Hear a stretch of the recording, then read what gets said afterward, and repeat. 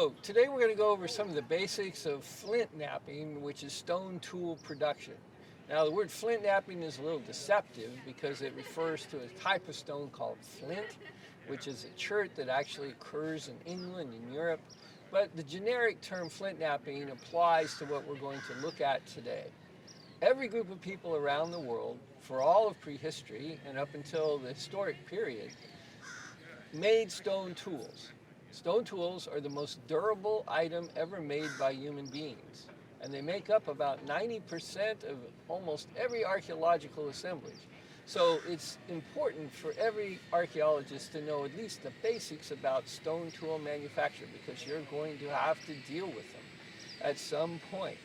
Now, flint knapping is also a very fun hobby, and it's also very informative for archaeologists who go into lithic analysis, because if you don't understand the production of these items, you don't understand what you dig up in the ground. You can't interpret it. So we're going to look at the very basics of stone tool manufacture today, and the material that we're going to use in that is obsidian, which is a volcanic glass. So before we look at the tools and talk about the way that we reduce this material, we have to talk a little bit about the rock that we use to make stone tools. It's important for whatever material we use to make stone tools to be what we call isomorphic. In other words, it's the same direction in all directions within the crystalline structure. If you have any situation where there's a pattern in the crystals, the stone has internal flaws, or there's a strong bond between the molecules, it's going to make it very difficult for you to flake. Glass is the ideal isomorphic material. It's the same in all directions. And so volcanic glass is called obsidian, and it's a preferred material for flint knapping and flint knapping demonstrations. But there are many, many other kinds of materials, the majority of which are cherts or chalcedonies. They all have the same property in that they're mostly silica. And so any material which is uniform in all directions and is mostly silica can be worked in the manner that we're going to look at today. In fact, porcelain works pretty good too if you got a big chunk of that. Now, the tools that people use for flint knapping have remained the same for about 3 million years. But what has happened over that time is people have refined their techniques and refined the toolkit that they use to produce the stone tools. And they've added on to the toolkit. So beginning back around 3 million years ago with the Australopithecines, we see in Homo habilis, we see the beginnings of the flint knapping tradition, which expanded through the other hominid species. And over the millions of years, we've added different aspects to the toolkit, refined and produced different techniques. And so we're going to look at a few of these tools today, which we would consider the complete toolkit for flint knapping. Now, the basic item for all flint knappers is hammerstone, and we'll show how that's used here pretty soon. Hammerstones come in many different forms and sizes, and the material that they're made out of really depends a lot on what kind of stone that you're going to be working. If you have one that's too hard or too soft for the stone that you're working, it's not going to perform well. So not surprisingly, hammerstones are highly curated. People would pick up a favorite hammerstone and they would keep it for quite a while. On the other hand, sometimes they would just pick one up locally and use it and then toss it. These hammerstones come from different locations and they're pretty battered. They've been well used, and it's about time for some of them to be replaced. However, we'll show how hard hammer percussion is the foundation of the flint knapping process. Now you see here as well, we have abraders. Abraders are for grinding off and treating the edges of the stone tools that you're working on, and I'll show you how that works a little bit later. So whenever you can see this one is well used for polishing and grinding, what we call grunging the edges of stone tools. Here we have a class of tools that we would call soft hammer percussion tools, batons. So batons are usually antler or sometimes very hard wood that is used to strike the flint and to drive off flakes. It's a soft hammer percussion is a particular technique that developed first in the Upper Paleolithic period and then expanded throughout the world. Lastly, we have a class of tools which we call pressure flakers. When we're about done with our tool, our item that we're making, we'll use this to push small flakes off the edge to finalize its shape and to sharpen it. Now, these tools all came into use at different time periods and different places in history, and then expanded across the world to be utilized by all of our ancestors. And that's one of the things I'd like to reiterate, is that all people across the planet made stone tools for most of their history. And so it is an important aspect of understanding Paleolithic or early cultures right up until the protohistoric period. Now, if you're going to do any flint knapping, safety is a primary concern.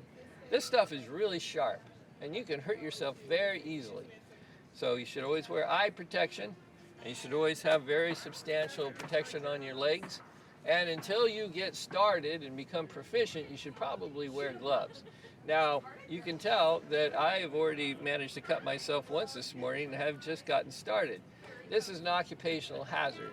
But as you get better at flint knapping, you'll take the gloves off because you can feel the rock better without it. But when you first start out, you really should use some hand protection. Now, I'm going to move a few of these tools out of the way because I'm going to make a mess here in front of me. The material that comes off is called debitage or debris. The material that you take the debitage off of is called a core. And so the reduction of cores and the production of debitage or debris is really the process. We're making littles out of bigs, right? It's a reductive technology. And we can kind of look at technologies in that manner. We have constructive and reductive technologies. Sculpting is reductive technology. Ceramics is a constructive technology. This is reductive technology.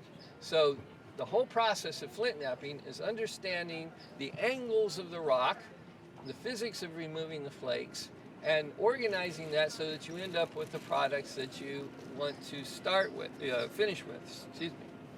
So let's take a look at what we would call basic hard hammer percussion.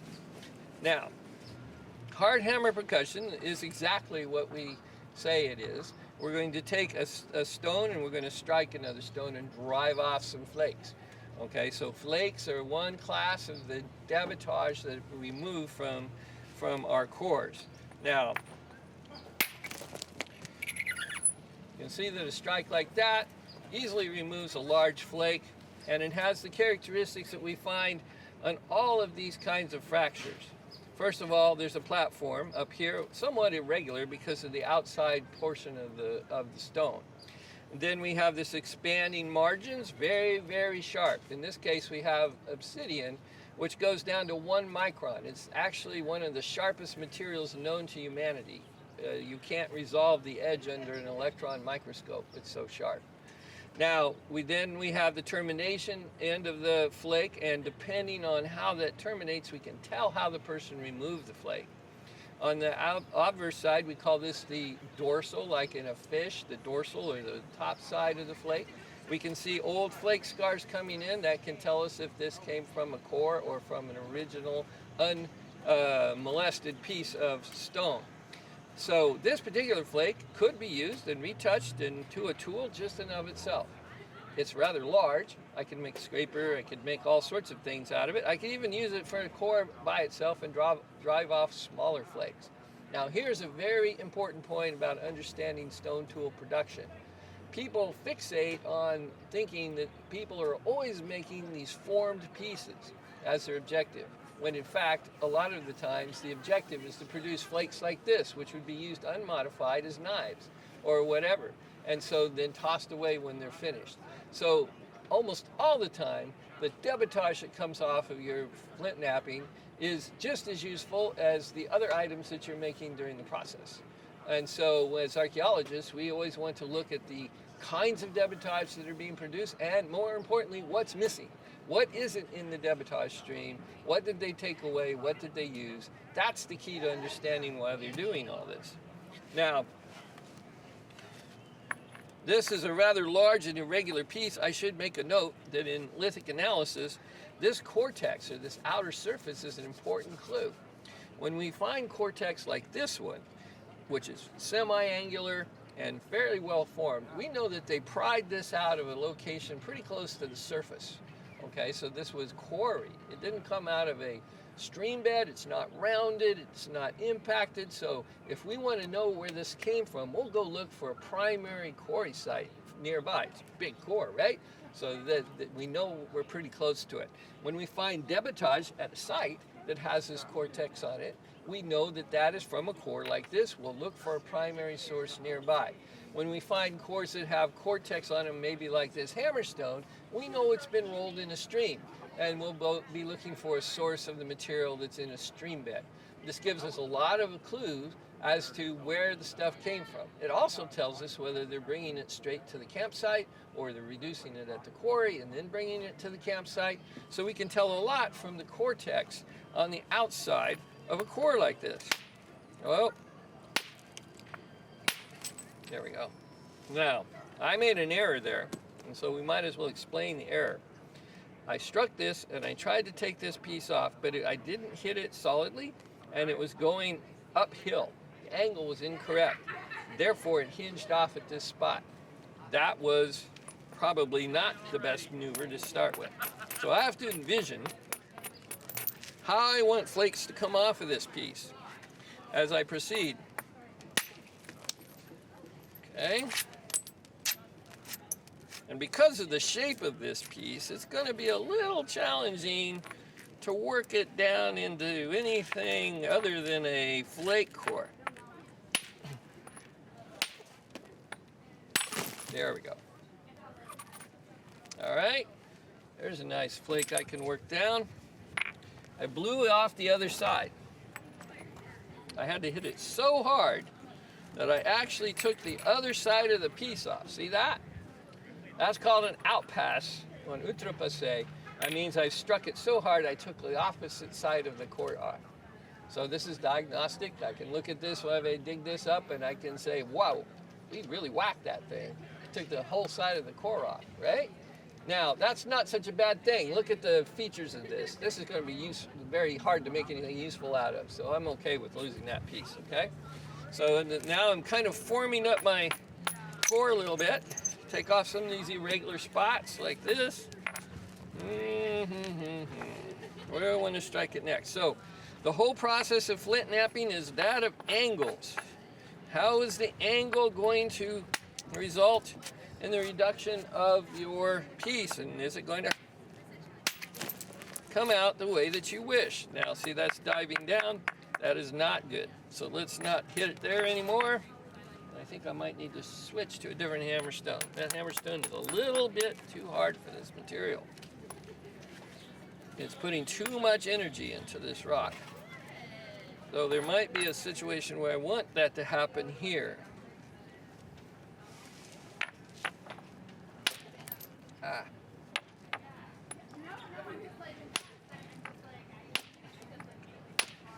I'm having a hard time getting that off there. There we go.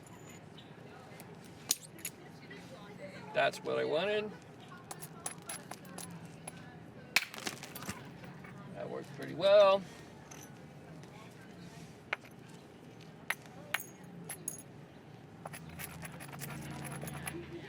So,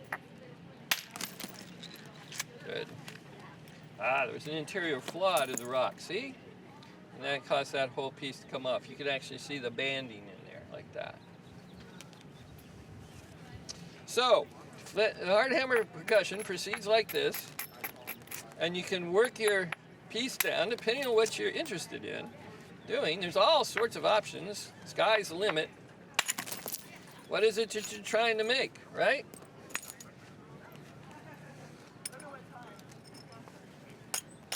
So I'm going to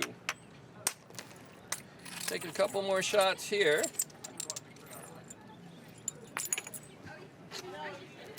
And then I'm going to switch over and show you the next kind of flint knapping that we have.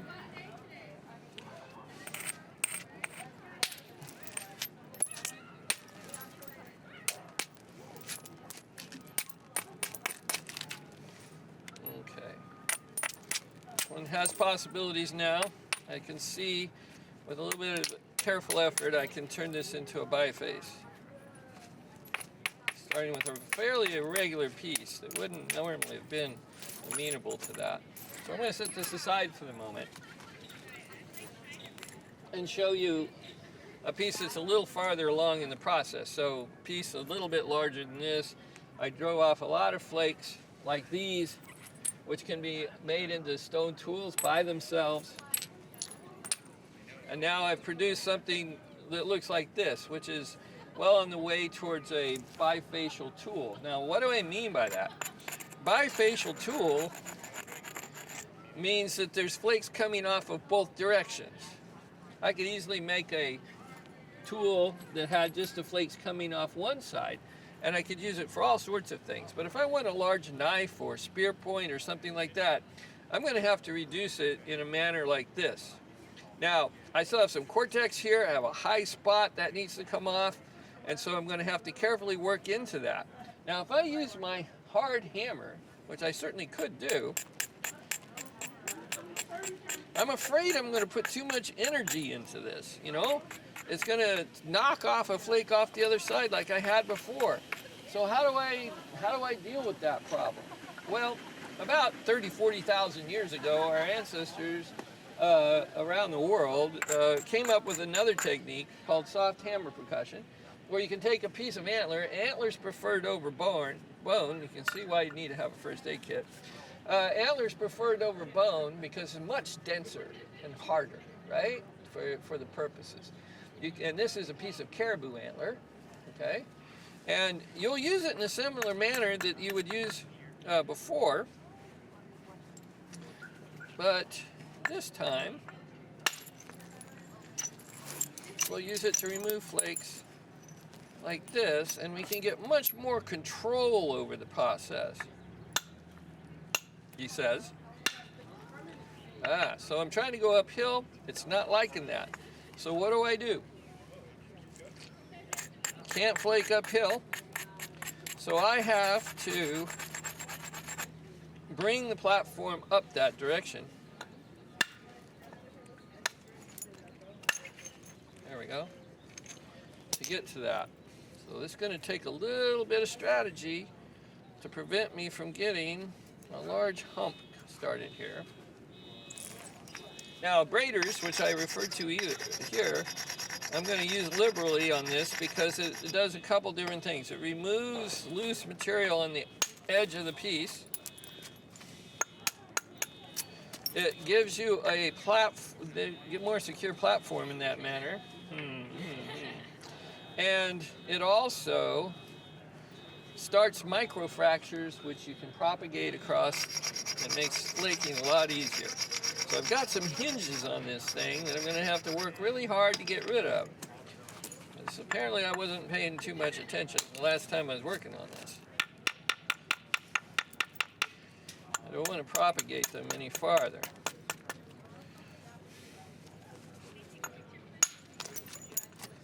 Now I got this big hump here I'm trying to work into.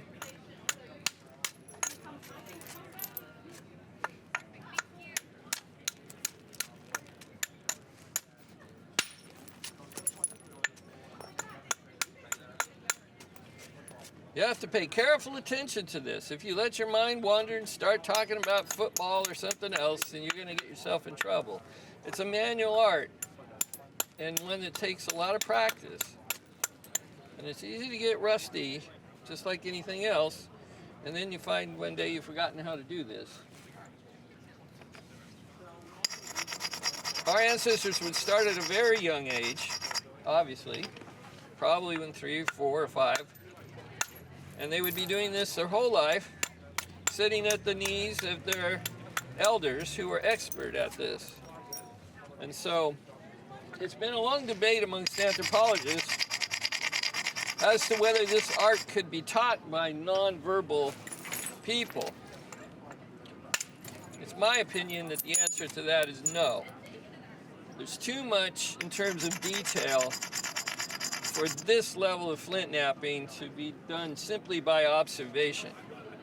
I think probably the older one, the first technologies, yes, but not the more advanced at all.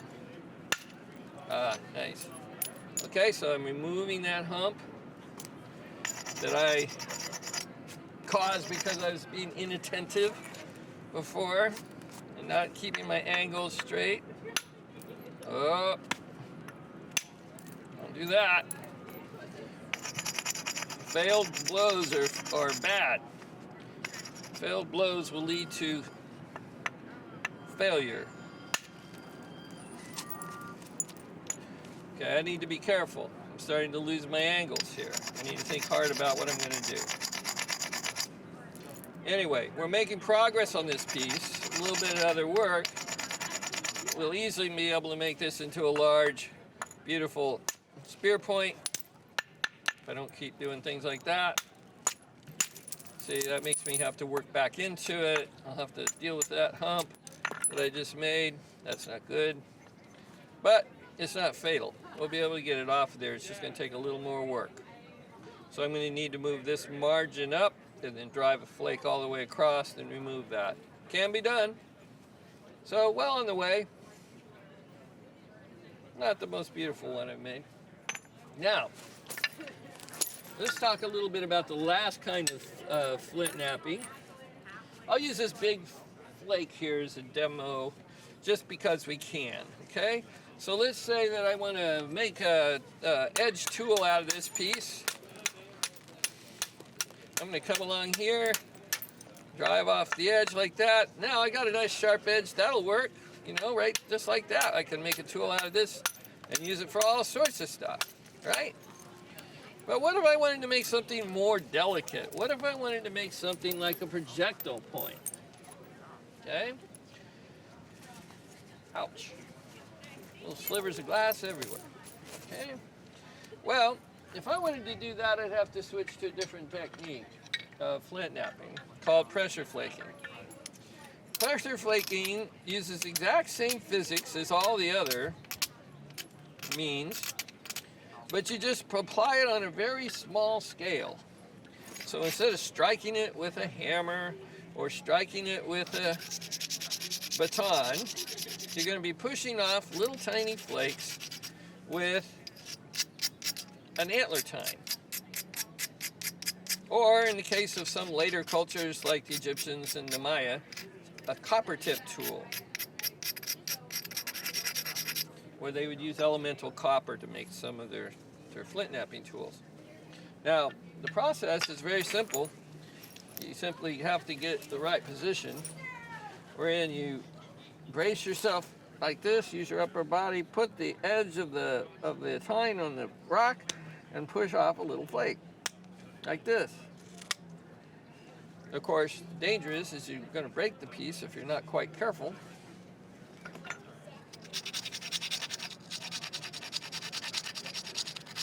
So it does take a certain amount of finesse.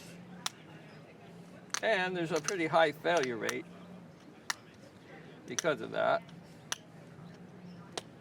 A lot of pieces that people find within the archaeological record are simply incomplete projectile points or incomplete tools that have been broken or for whatever reason rejected because they didn't meet the criteria of the maker. And one of the things you have to remember that when you're talking about things like projectile points, those are items that are going to go in a pre-existing form. In other words, they're going to go on the end of an arrow. And the arrows have to match. And the arrow's already been made. The projectile point is the last thing to go on. So it has to fit a slot, and it has to be of a certain size and dimensions. And if you don't meet those criteria, then it's not worth anything to you. So you'll throw it away and start again and make another one. So you get a lot of rejects in those items. And I'm sure that the people at the time could crank them out pretty quickly, since they did it every day, day in, day out, for years and years and years. This is just a normal part of the life of every one of our ancestors back into the dawn of time. This is what every single person knew how to do. Women, children, everybody knew how to make stone tools. Someone, or some of them, were probably better at it than others, just like today. We have people have more talent at certain things. Nonetheless, it was an essential skill that every human being on this planet possessed up until the very recent past. Now, Native American groups still knew how to make this, some of them. The famous instance of Ishi here in California, he still knew how to make and did make stone tools until his surrender to the anthropologists. But for the most part, around the world, once metal came into widespread use, the art of flint knapping was lost. There was no particular reason to retain it. People didn't have any use for it. And essentially what's had to happen is taking ethnographic information, like from individuals like such as Ishi, who still knew how to do it and had demonstrated it to observers, and then through trial and error, people have had to reteach themselves the art of flint knapping. And this has all happened within the latter part of the 20th century.